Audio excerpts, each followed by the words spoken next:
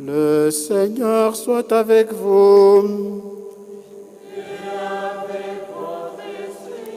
Évangile de Jésus-Christ selon saint Matthieu.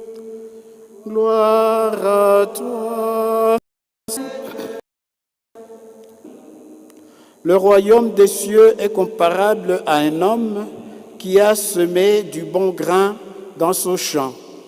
Or, pendant que les gens dormaient, son ennemi survint.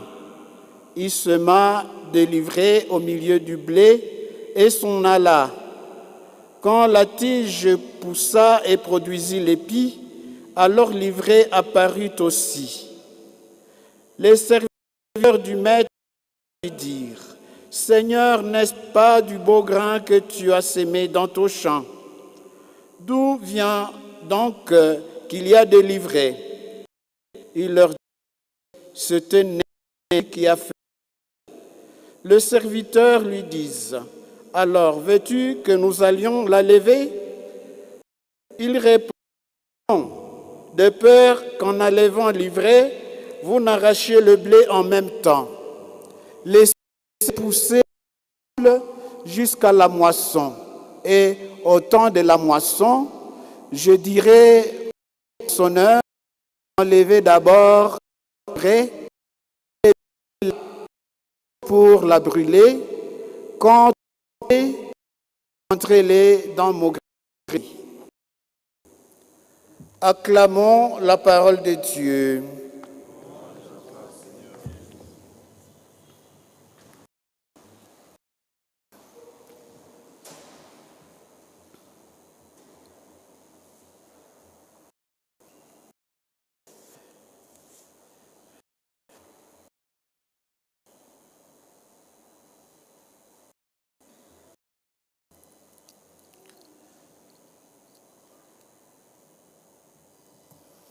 Bien-aimés de Dieu, louez Jésus-Christ.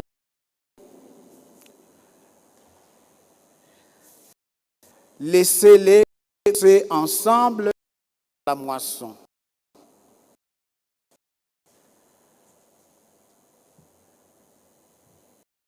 Par impatient. Comme Dieu de ne pas punir le mal, qu'il fait silence devant le mal.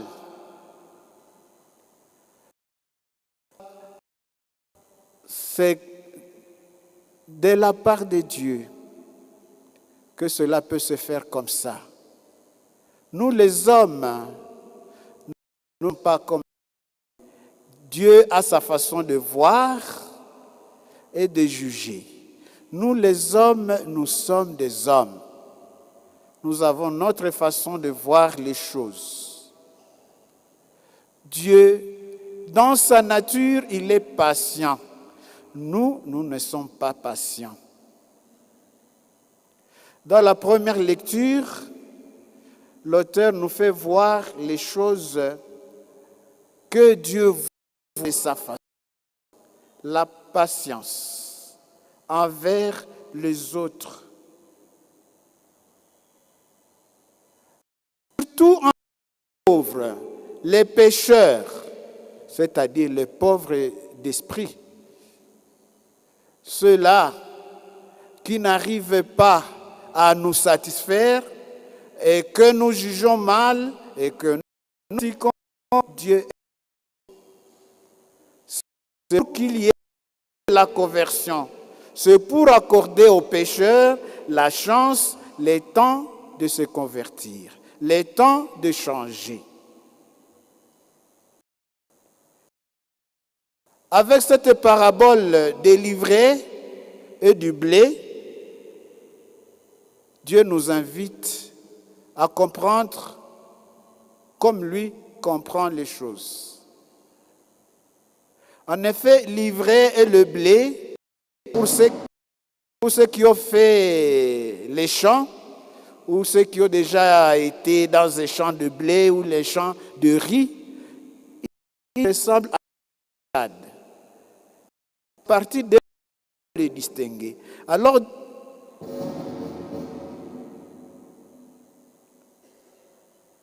Dieu, comme les responsables ou comme les propriétaires champs, quand il a attendu les ouvriers vouloir arracher l'ivraie, parce que pour eux ça pousse, ça suce l'engrais inutilement, ils voulaient l'arracher, mais Dieu a dit, les propriétaires, il dit, laissez-les pousser ensemble jusqu'à la moisson.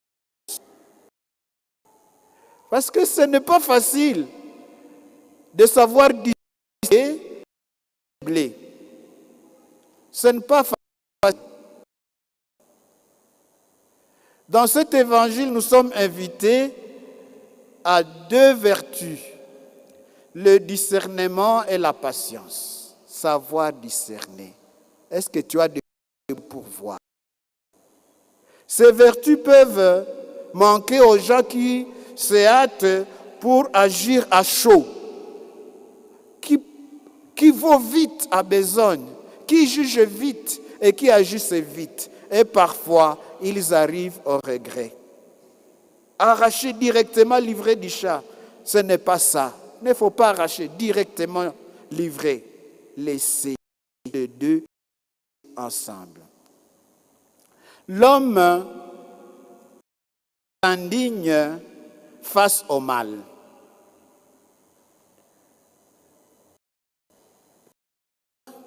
Il juge rapidement les autres. Et il demande à Dieu de pouvoir condamner rapidement ce qui est comme mal. Autour de nous, il y a la guerre. Nous, il y a l'injustice. Autour de nous, il y a des gens qui n'ont plus de cœur. Les gens qui n'ont plus d'humanité. On dirait qu'ils se réjouissent de la misère, de la souffrance des autres. Il y a de ces gens-là. Mais à notre stade, nous voulons que Dieu agisse directement pour extirper, pour éliminer, pour punir, pour anéantir tous ceux-là qui font le mal. Nous sommes invités à la sagesse de Dieu qui prend tout son temps, qui est patient à ton égard, qui est patient à mon égard. Dieu est patient. Et nous sommes corrects à juger rapidement les autres.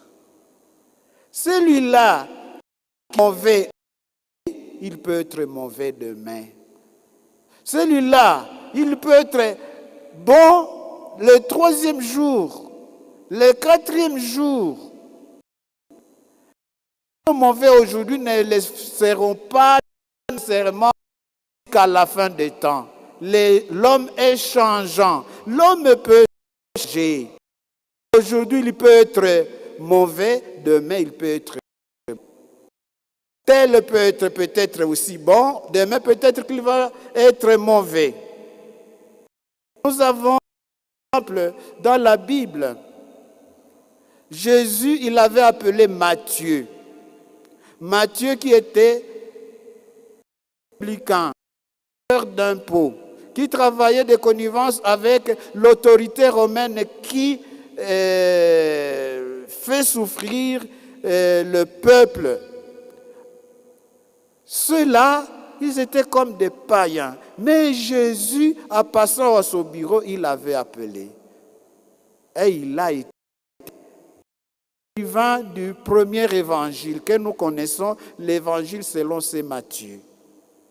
Nous avons aussi l'exemple de Zachée, cette petite taille qui avait grimpé dans un arbre quand Jésus passait, comme un petit enfant, un marié, qui avait une femme et des enfants, probablement, mais il était de monter dans l'arbre pour qu'il puisse voir Jésus. Et Jésus, en arrivant là, il a dit à Zachée, descends vite, je suis ton hôte aujourd'hui. Voilà. Et après, il a organisé un repas, et de ce repas, il a fait sa confession, et il a dit, oh, je donne aux pauvres la moitié de mes biens, et à que je vais remettre au double. Loué soit Jésus-Christ. Loué soit Jésus-Christ. L'homme peut changer. Même Saint Paul, il avait changé. Il était comme aussi un homme impossible vis-à-vis des chrétiens. Nous avons aussi Saint Augustin. Ceux qui connaissent son histoire. Mais bon, même sa mère Monique pleurait tous les jours pour son enfant, qu'il puisse échanger. Et finalement, il est saint. Saint Augustin aujourd'hui. Le pécheur d'aujourd'hui peut être le saint de demain. Aucun homme n'est entièrement mauvais et aucun homme n'est entièrement bon. Et parfois, nous condamnons certaines familles, que telle famille, il y a des sorciers, il y a des, je ne sais pas quel genre de... Même dans cette famille qui comprend beaucoup de mauvais gens, il y a aussi des personnes qui sont bonnes, des personnes qui sont bonnes, qui sont de qualité. Même si c'est une personne, une seule personne, il y a des gens qui sont bons. Il y a des gens qui sont bons. Ne condamnons pas rapidement les gens. Évitons l'esprit extrémiste et fondamentaliste. On a toujours dit de ceci, de tel. Si vous êtes chef de service, soyez patient. Celui-là qui est en train de travailler en hésitant, peut-être demain il sera un proche collaborateur de confiance. Dieu n'ignore pas l'ivraie. Même dans l'église, même ici à la messe, il y a de bons, il y a aussi de mauvais. Et dans chaque groupe de prière, il y a de bons, il y a aussi de mauvais. Partout, il y a de bons, il y a aussi de mauvais. Ne cherchons pas à éliminer. Dieu n'est pas pressé. Dieu n'ignore pas l'ivraie. Là où nous sommes pressés, Dieu est patient. Il faut du temps pour que le grain là, qui a poussé, pour qu'il devienne un grand arbre, c'est parce qu'il y a de la patience. Il y a de la patience. Nous voudrions des résultats immédiats, mais aussi des solutions rapides. Et encore des réponses définitives. Nous voulons des hommes corrects, un monde juste. Si tu peux devenir juste, correct aujourd'hui, deviens-le. Les autres vont imiter après toi. Ils vont imiter à partir de toi. Essaie d'être bon et ne juge personne. La patience, c'est comme cette qualité auquel nous sommes invités dans notre vie. Le règne de Dieu ne s'impose pas. Celui qui se montre aujourd'hui comme de tel genre, demain il ne sera pas peut-être celui-là de rejeter, d'abandonner. Demandons au Seigneur la grâce de la patience. Demandons également au Seigneur la grâce d'avoir un beau jugement envers les autres. Et ne pensons pas que nous sommes meilleurs par rapport aux autres. Parce qu'aujourd'hui, tu peux penser meilleur que les bûchers. t'es fracturé et tu deviens mauvais et tu deviens une autre personne qu'on ne pourrait pas même imaginer. Aujourd'hui, c'est aujourd'hui. Laisse d'être pressé dans le jugement. Laisse d'être pressé dans les actions. Laisse d'être pressé en condamnant. Va doucement. Dieu nous invite à être aussi des hommes et des femmes qui ont la tolérance. Soyons tolérants envers les autres. Accordons le temps au temps. Dieu nous invite à cela. Et soyons aussi des hommes qui offrent le pardon à ceux-là qui nous ont offensés, comme nous le disons dans le Notre Père. Pardonne-nous nos offenses. Pardonne-nous nos offenses. Comme nous pardonnons aussi à ceux qui nous ont offensés. Seigneur Jésus, nous avons été peut-être sévères vis-à-vis de nos frères, vis-à-vis de nos sœurs. Donne-nous un cœur de patience. Et donne-nous aussi ton esprit pour vouloir le bien que nous avons suivi dans la deuxième lecture. Parce que l'esprit intervient pour les personnes qui ont le désir de Dieu. Le Dieu qui voit les fonds des cœurs. Aujourd'hui, ouvre ton cœur au Seigneur pour qu'il puisse t'envoyer son esprit et cet esprit puisse creuser en toi un cœur qui lui plaise, un cœur qui lui soit patient, un cœur qui lui soit toi. Et que Marie, notre mère, ne cesse de prier pour nous, pauvres pécheurs, maintenant et à l'heure de notre mort. Le Seigneur soit avec vous. Levons-nous pour confesser notre foi.